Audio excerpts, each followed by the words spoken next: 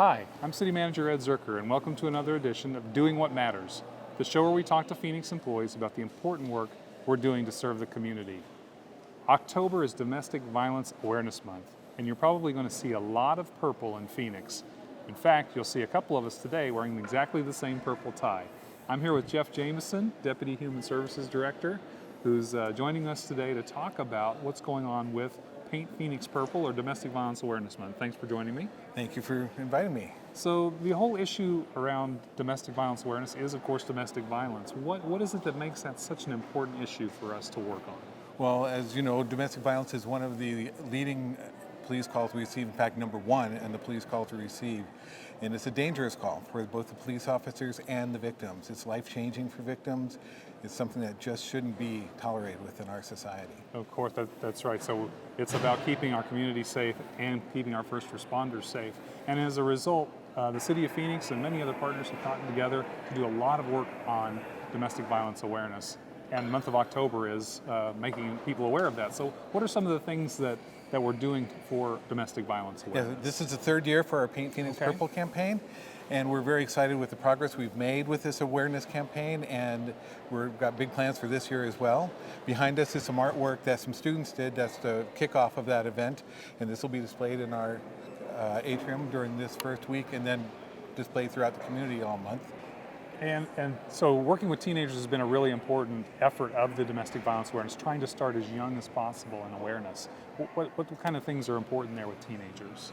Well, of course, we're trying to create a cultural change that will be generational, and the best place to start are with our teenagers. They're old enough to understand the concepts and be victims of actually domestic violence or teen dating. So we're going into the schools and talking about healthy relationships, domestic violence, and just making them aware of the issue and what they can do if they see it within their own lives or within their friends' lives. Yeah, that's really important work. There's some more sort of noticeable things or lighthearted things. I know there's some different buildings that are going to be purple. What kind of purple attention is going to be drawn to places? Yeah, we really have fun turning the city purple for this month, and you will start with the crown of City Hall is purple. Tovaria Castle you'll see is also painted purple. You'll have our logos on the backs of almost every city vehicle, our garbage trucks. The whole city really gets behind this effort. We're all wearing purple, our ties, we have shirts that we'll wear, and we're asking the whole community to turn out and do that same thing for us to make sure that the message gets out. Yeah, in fact, I saw a garbage truck this morning with a sign on it, so it is noticeable out there. The whole effort of Paint Phoenix Purple has involved lots of community partners, and I know in your day job in human services, you guys thrive on community partnerships. Who are some of the partners we're working with on this? We're very glad to be partnering with the Arizona Coalition to End Sexual and Domestic Violence and all of their partner agencies as well, the entire domestic violence provider agency network. We're also working with businesses such as Arizona Federal Credit Union, Circle K, and other community agencies that are out there. It's really community-wide. As well as private individuals who just have a passion for this topic. And it's really expanded over these last 3 years to broader and broader circles, which is really good news. Now, in a little more serious note, so there may be individuals watching this who are victims of domestic violence and don't know what to do with that. Where would someone go to find information about what to do if they're a victim and how to deal with that? Well, if they're a victim, they can go to paintphoenixpurple.org, and that will take them to all the resources they need.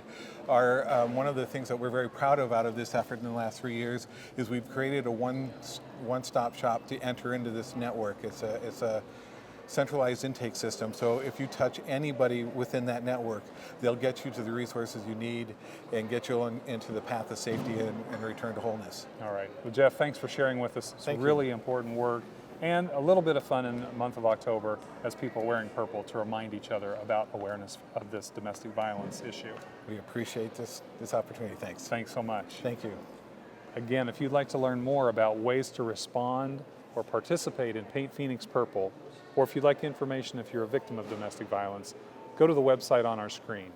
For Doing What Matters, I'm City Manager Ed Zerker.